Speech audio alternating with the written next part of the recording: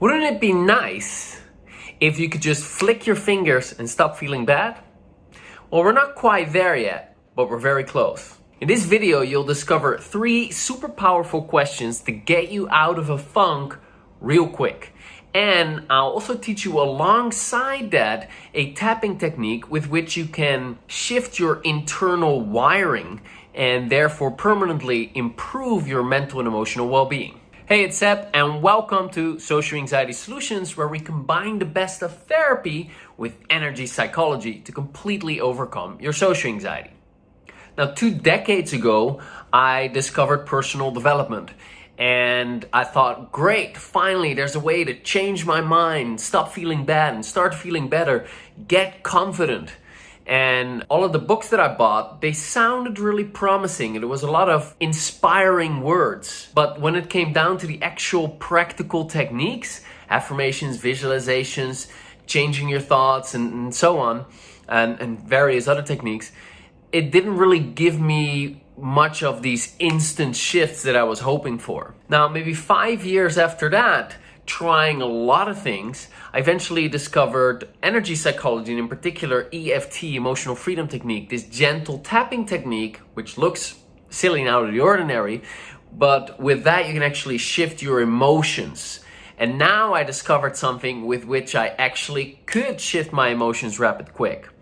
Now, from that moment forward, I thought that, wow, why would I ever, go into that old stuff or, therapy is just useless if you can just shift your emotions. Why would you ever work on the cognitive level? Well, that was my initial excitement. I've since come to understand that we need the best of both worlds.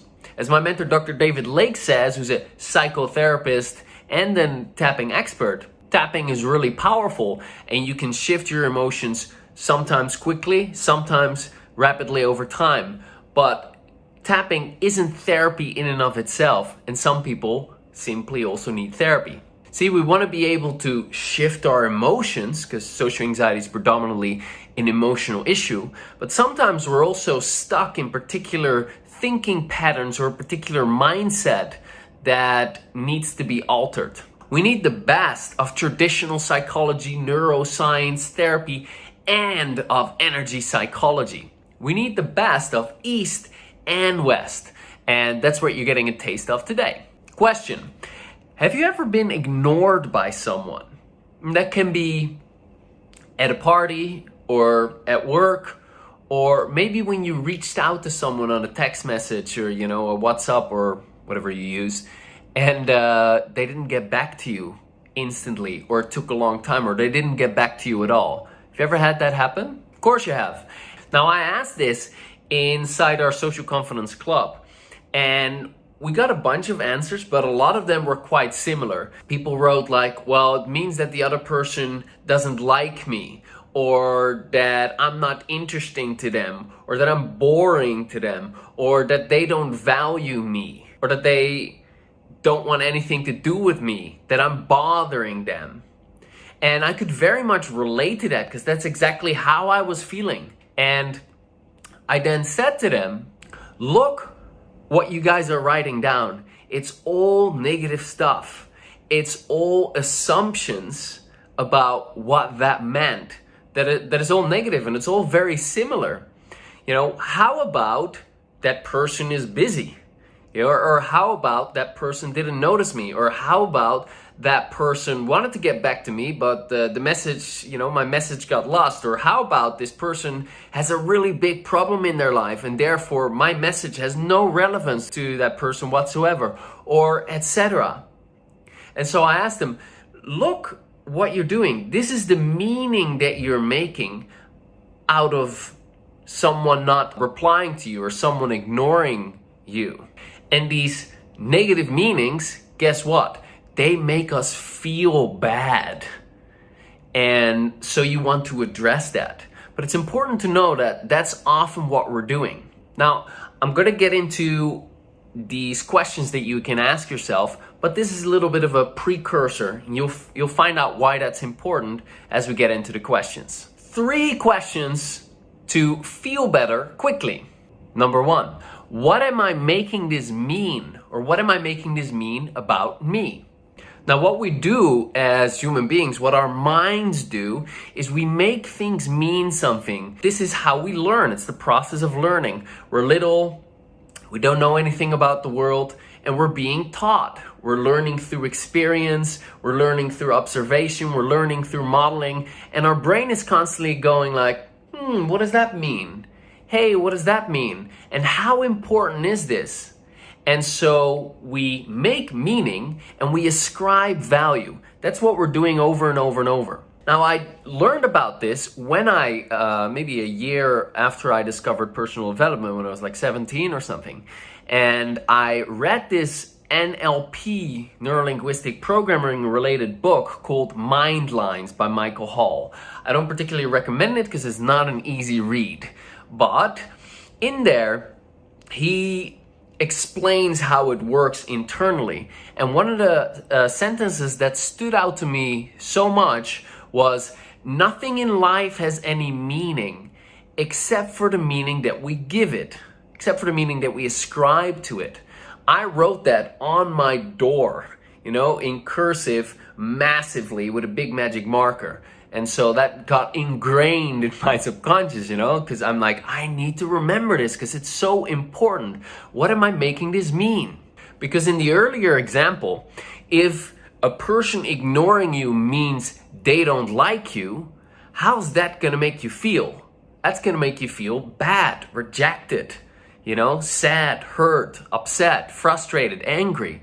Or if that person not responding to you means he's busy or something else is going on, but this is not about me, now you don't feel those negative feelings, right? And the external event is the same, but your internal state is either very negative or it's neutral, and it depends on the meaning that you ascribe to that external experience, that external event. So by asking yourself the question, what am I making this mean? What does this experience mean to me? You're figuring out what the associated meaning is that's causing you to feel bad. And then when you have that, now you can tap on that meaning. And when you do the tapping, while you're focused on that meaning, the emotions connected to that meaning start to neutralize. They become less relevant. Now, not always, and not always instantly, but usually as you begin to tap, it starts to lose its validity because the emotions begin to release. Now, if that isn't the case, there's more to do that goes beyond this, but this is the first strategy that you can use in order to start feeling better. Now, a lot of these meanings that we make are actually old meanings.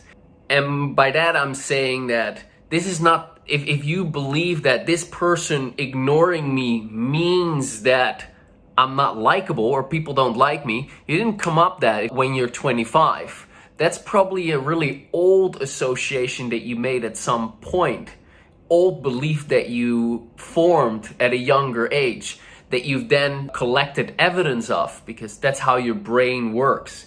It looks for evidence to prove what it already believes. So you have some experiences when you're younger that teach you that, wow, you're not likable or people don't like you. And now your brain starts looking for evidence to prove that people don't like you. It's called a confirmation bias. And so when you're having this meaning come up for you by asking that question, hey, what am I making this mean? And the meaning is like, wow, it means that I'm not likable. That might be a very old belief. But when you start to tap on it, you might find that it starts to shift and release. You might have memories pop up that are the evidence of that, which you can then focus on. And when your tapping is effective, typically what starts to happen as the emotion starts to neutralize, automatically you start to have more rational, more empowered, more mature thoughts to come then to the surface automatically. Now, if that doesn't happen automatically, you can help that process along by asking some other questions. Like, for example, this question number 2. Is this absolutely true 100%? Now, this is a question I got. It's not exactly the same question, but from Byron Katie's book, The Work. It's a great question because it helps you to doubt the validity of what it is that you're assuming to be true. You know, it helps you to doubt the meaning that you've created. You know, and you can go, do I know 100% sure that this is absolutely true? Or is there some room for error in my thinking? Am I making assumptions here, or is this 100% fact? Do I know what that other person is thinking? Do I know what's going on in that other person's mind? You know, am I factually, can I go to court and prove without a shadow of a doubt that what I'm saying is 100% true? Yes or no? That question will help you to start doubt that nonsense that you're believing. And then the third question that you can ask is, what else could be true about this that brings me relief? Now, a common negative thinking pattern that a lot of people deal with is called negative filtering, which means that you're filtering out the positive and you only focus on the negative side of things. Now, tapping on our feelings and our beliefs often starts to shift this pattern already, and we expand our awareness and we become more open to all of the possibilities. And so we start to include the positive, and it's no longer only negative. It's also, when you're doing it right, also no longer only the positive, because that's also nonsense. You know, we're getting to see reality as it is and become okay with it. So we see the world as it truly is rather than how we imagine it to be. But while tapping is excellent here, it's a very helpful question to ask yourself, what else could be true about this that brings me some relief? It's kind of helping the process of the positive coming in along. It redirects your focus from only on the negative to, hey, what might be positive here that I filtered out? You know, what could be true about this that I'm missing here? Now, when you ask this question, it's very important that you look for real things that are actually true. So if you say, with the same example, this person is ignoring me, and your thought is like, well, what else could be true? What else could be true is that I'm awesome, and that person really loves me and actually can't wait to get back to me. Yeah, if you believe that, great, but that's highly unlikely. And so this fabricated positive thought won't help you much. However, when you're coming up with realistic things that are also true, that give you just a tiny bit of relief, that's what you're looking for. So, maybe this person is busy. Or, hey, we have a long-term relationship and I haven't done anything obviously wrong, so, I'm probably just making this up in my mind, or whatever. As long as it is true what you're thinking and it gives you relief, that's what you're looking for. And it's helpful to write it down as well, especially if you're struggling a lot. Because the act of writing it down takes the crap from your head on paper and it gives you a little bit of distance. And then when you write down the thought that is also true, it gives you a sense of control. So here's an example of how this works. She doesn't respond to my text. I ask the question, what does this mean to me? It means she doesn't like me, I feel hurt, I feel panic. So then you start the tapping and first of all, you can just sit with those feelings, allow those feelings to be there. In fact, if you just do that, that's going to be very helpful. Just sit with your feelings, sit with the thoughts, don't try to change anything. Just accept and allow them. Do that for a couple of minutes. It's going to be very, very beneficial. However, so you've made that assumption, right? You have that meaning, well, she doesn't like me. Well, then you can just go, she doesn't like me. She doesn't like me. I'm convinced she doesn't like me. This means that she doesn't like me. This means that she doesn't like me. It means she doesn't like me. You can just go like that. And typically that starts to shrink the emotion. The emotion starts to reduce and maybe it even neutralizes. Now, as you're doing this tapping and the emotion starts to neutralize, more realistic, empowered, healthy, mature of your age thoughts naturally start popping in. You start getting insights like, oh, she's probably busy, or whatever the realistic situation is. That said, you might follow up with a question like question number 2. Is this 100% sure? Am I absolutely 100% sure that this is true? Which helps you to bring some doubt to the validity of this assumption that you've made, of this meaning that you've ascribed to this external behavior of this person not getting back to you. Further, then you can ask question number 3, what else could be true about this that brings me a feeling of relief? And then you might come up with thoughts like, well, this is just a thought in my head, or I've thought crazy things like this before, and in reality, it actually did like me. So this is just a pattern, or whatever. As long as it's giving you relief, that's a helpful thought. And there you have it. So again, to summarize real quick, whenever you're feeling bad, you check in by asking yourself, what am I making this mean? Start tapping.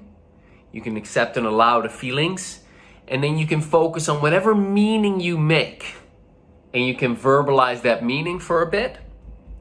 And then you can also ask the questions, is this 100% true? Am I 100% sure that this is a total fact? Or what else might be true about this that brings me a bit of relief? And you can write this down. So this little process, when you do this a couple of times, it becomes part of your automatic thinking. It goes real quick. So try it out and see how it works for you. Now, I do want to let you know that for significant issues to shift permanently, just changing your thinking is not enough. You need to address the underlying emotional drivers of that thinking. You need to address the deeper underlying stuff. See, social anxiety is predominantly an emotional issue, and so the emotions need to be processed. The really stuck, deeply held negative limiting beliefs need to be shifted. And sometimes that can happen with a process as simple as the one that I've just shared with you now. And at other times, this process only helps you feel a little bit better. However, feeling a little bit better is something that can really improve the quality of your life already. And it can already reduce your social anxiety. But ultimately, you want to deal with the deepest roots and the deepest problems completely so that you can totally liberate yourself and live a life of effortless social ease, where you enjoy connecting with people, when you're free to be your true self and you can really live an inspired life. And that's kind of like this guy. So check him out. I think you'll find that very inspiring. It'll get you the feeling of, wow, there's hope for me too. I can do this too. That might motivate you to start applying this process that I just taught to you. Hope it's helpful. Talk to you very soon. Bye for now.